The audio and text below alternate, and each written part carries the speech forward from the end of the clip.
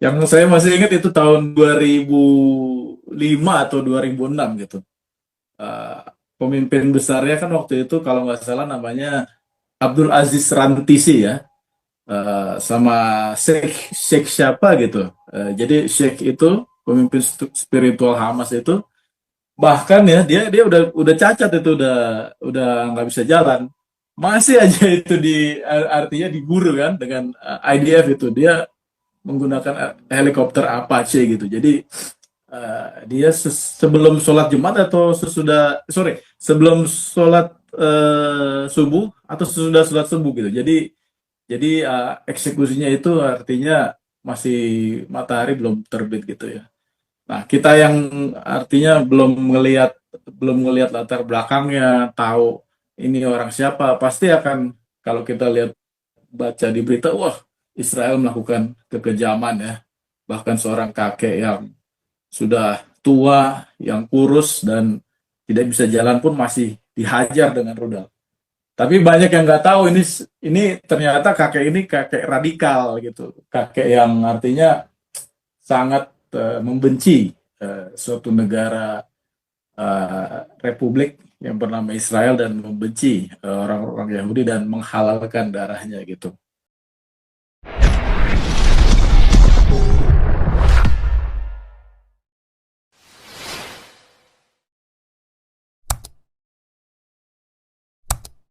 Ya, sementara itu dulu, Pak. Berantak, Ya. benar-benar Ini Pak SK, hancur, bersiksa. Pak SK, tadi menurut saya ini foto-foto yang tahanan Sandera yang kurus kering ini Hamas punya second blunder. Ini satu blunder yang dia perbuat minggu ini, kegoblokan dia setelah Oktober 7. Ini dunia melihat, jadi dunia pada marah semua, ya kan?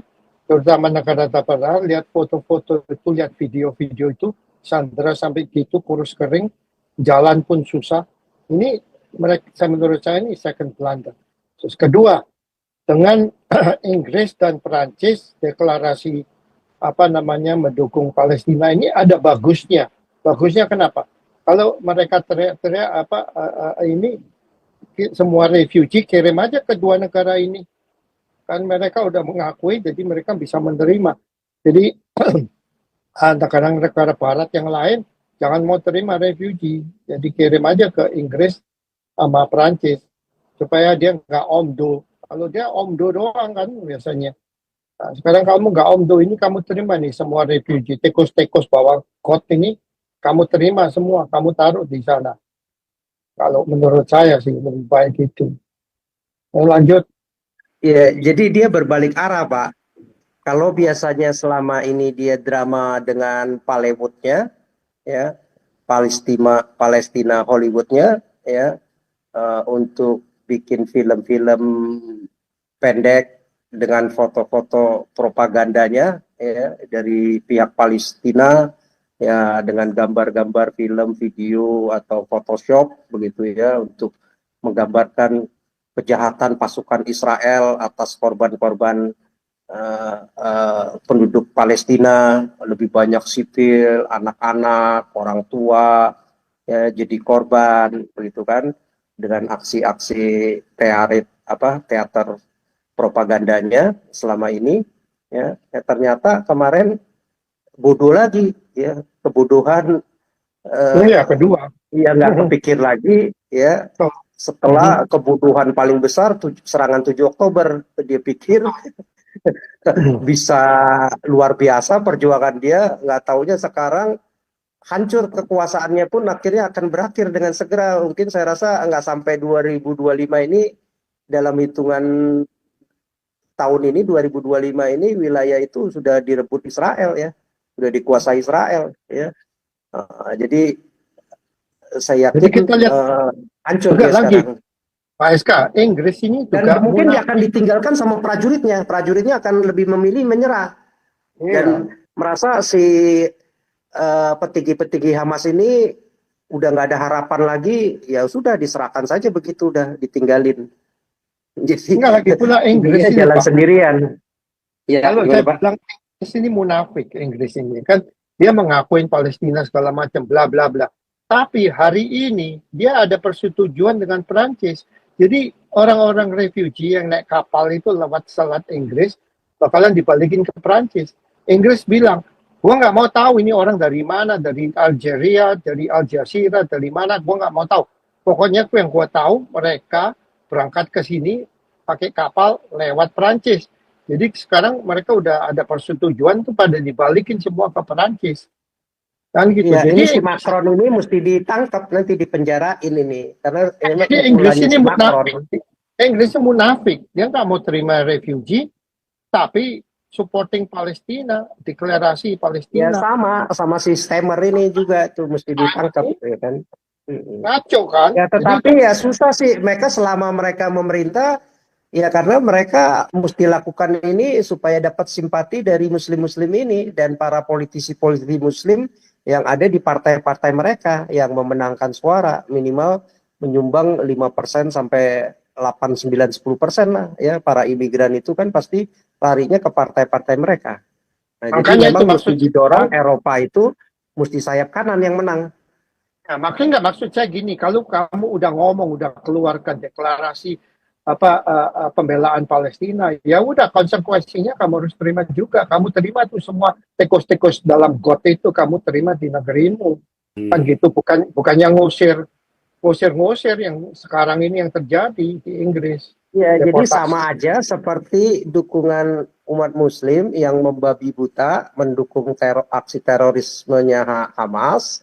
Sekarang baru sadar bahwa dukungan selama ini lalu menyatakan sekarang lu harus akhiri, ya, bukan mendukung lagi. Lu harus yang deklarasi New York itu begitu. Nah, kalau berbicara Inggris dan Prancis, ya sami mawon. Ya, sebenarnya dukungan lu itu deklarasi apa begitu, ya kan?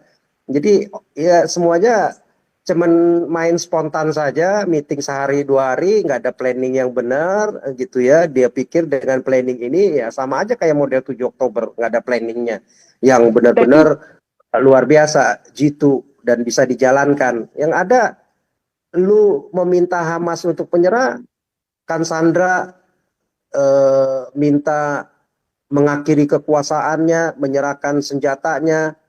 Yang ada kan Hamas nggak lakukan. Mestinya kan lu mestinya lu ngomong dulu sama sebentar Bu. Mestinya lu ngomong dulu dong sama si Hamasnya. Kalau gua lakukan permintaan seperti ini, lu mau lakukan nggak? Ini enggak.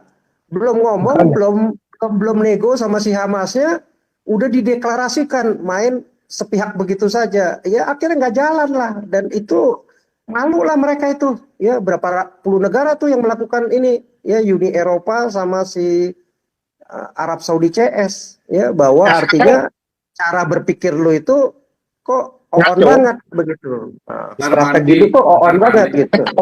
Sekarang udah ketahuan itu video. Supaya jangan kemana-mana, Pak.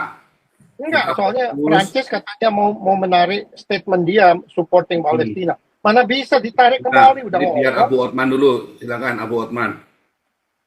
Abu Otman. Iya, Ya, lanjut. ya, thank you, Dokter Fauzan. Salam para senior ya. Berat-berat semua, saya mah yang ringan aja. Izin untuk menyampaikan pendapat. Ini nggak ada habis-habisnya saya lihat konflik di Gaza, Timur Tengah ini. Memang kalau bukan orangnya yang gila, ya mungkin otaknya yang gila ya. Jadi sudah terlalu lama, korbannya terlalu banyak, jadi kemana-mana ya, seperti lingkaran setan. Saya mau share sedikit cerita ya. Dulu waktu masih kuliah gitu kan, kita pasti punya perkumpulan gitu. Ada kumpulan mahasiswa dan seringkali kita terinspirasi dari negara-negara atau bangsa yang tertindas gitu. Awalnya pun saya sangat prihatin gitu dengan apa yang terjadi oleh rakyat Palestina ya. Walaupun pada awal 2000-an itu Hamas kayaknya sih belum terlalu besar gitu. Kalau kita lihat di sini mereka selalu menggunakan propaganda-propaganda playing victim gitu. Yang si paling kalau di bahasa sekarang itu anak muda tuh si paling terzolimi gitu. Dan seringkali gerakan-gerakan ini menyusup eh, eh, ke anak muda itu lewat kampus gitu ya, himpunan mahasiswa. Mereka sering kalau zaman dulu kan mungkin internet di Indonesia belum terlalu banyak ya dan masih mahal. Jadi lewat buku dari luar, tulisan-tulisan dari luar yang artinya mencari penggalangan, entah itu penggalangan dana atau penggalangan anggota gitu.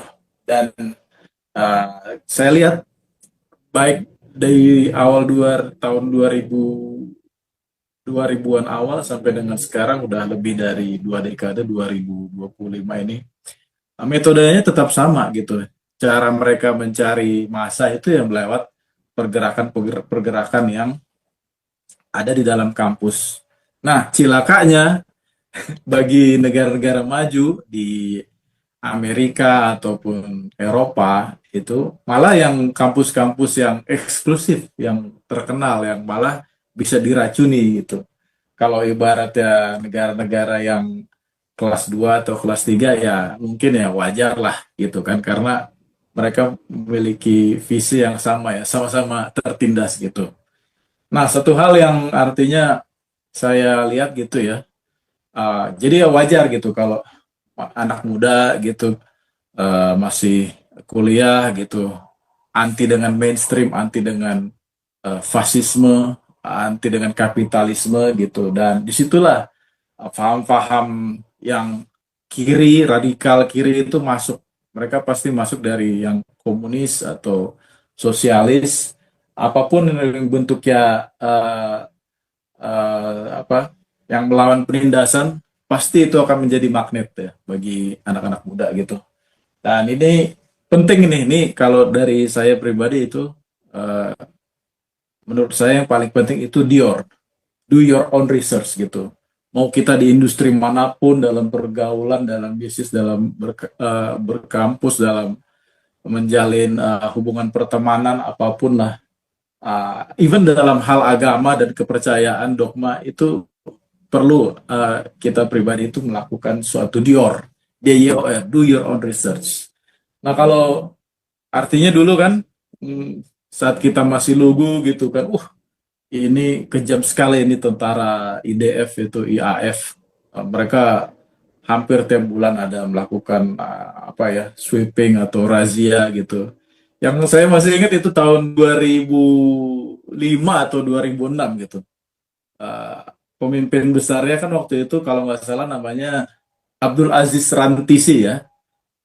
Sama Sheikh siapa gitu. Jadi Sheikh itu pemimpin spiritual Hamas itu, bahkan ya dia udah cacat, itu udah nggak bisa jalan, masih aja itu artinya diburu kan dengan IDF itu. Dia menggunakan helikopter Apache gitu. Jadi dia sebelum sholat Jumat atau sebelum sholat subuh atau sesudah sholat subuh gitu. Jadi eksekusinya itu artinya masih matahari belum terbit gitu ya. Nah, kita yang artinya belum ngelihat latar belakangnya, tahu ini orang siapa, pasti akan, kalau kita lihat baca di berita, wah, Israel melakukan kekejaman ya. Bahkan seorang kakek yang sudah tua, yang kurus dan tidak bisa jalan pun masih dihajar dengan rudal. Tapi banyak yang nggak tahu ini ternyata kakek ini kakek radikal gitu, kakek yang artinya sangat membenci suatu negara republik yang bernama Israel dan membenci orang-orang Yahudi dan menghalalkan darahnya gitu. Nah, disinilah pentingnya kita artinya ngelihat suatu berita, baik itu dari mainstream media ataupun dari media-media alternatif. Sekarang ini kalau saya lihat ini kita ini dibanjiri oleh informasi, terlalu banyak informasi, baik itu dari YouTube, Telegram, Twitter dan lain-lain. Memang sih artinya di abad modern ini perang itu nggak lagi seperti yang Pak Jenderal Tobing bilang ya, perang itu tidak lagi perang peluru, perang persenjataan atau roket, tapi udah meluas ke perang ideologi, perang ide, perang informasi. Dan inilah pentingnya kita di sini melakukan riset, even dari kantor-kantor berita yang terpercaya ya, baik itu Associated Press atau Reuters, atau malahan kalau dari informasi lokal ya, RCTI itu, wah itu mah mesti benar-benar difilter ya. Setiap kali ada berita pokoknya dari headline-nya Gaza atau dari Teheran, itu benar-benar harus kita filter. Dan pentingnya di sini kita menjaga dan bersikap objektif, karena dari informasi-informasi yang ada itu pasti akan digunakan untuk memicu. Apa yang dipicu ya pasti dipicu adalah emosi kita. Kalau emosi sudah terpicu ya artinya kantong kita siap dikuras gitu. Dan terakhir Pak Dr. Zhang, saya pribadi sedikit kecewa ya dengan kemarin itu terakhir demo di Monas ya, hari Minggu kalau nggak salah, yang dihadiri oleh Menteri Sugiono ya. Dia menggunakan pakaian yang ya mendukung Palestina gitu, dan siap akan mengirimkan 10.000 ton beras ke Palestina gitu. Saya pikir sih kurang cerdas atau berhikmat ya dari beliau, karena di negeri kita sendiri ya ini aja masih banyak yang berkekurangan. Nggak usah jauh-jauh ke pulau Kalimantan atau Papua. Bahkan di Jakarta pun masih banyak kantung-kantung orang yang masih berkekurangan. Kenapa kita capek-capek gitu mikirin orang lain yang jauh di sana yang kita nggak kenal, bahkan itu orang-orang yang artinya simpatisan dari teroris atau organisasi teror. Walaupun beras itu belum entah udah dikirim atau mau dikirim, ya intinya pasti kan belum lah ya. Artinya ya saya sebagai warga negara yang membayar pajak sudah cukup lah. Ternyata begini ya. Nggak bisa, artinya ya mungkin untuk pergerakan yang baik saat ini ya bagi orang-orang yang waras ya, mari kita join di sini di Hagios. Itu dari saya Pak Dr. Paul Zhang. Thank you. Terima kasih teman-teman. Oke, lanjut.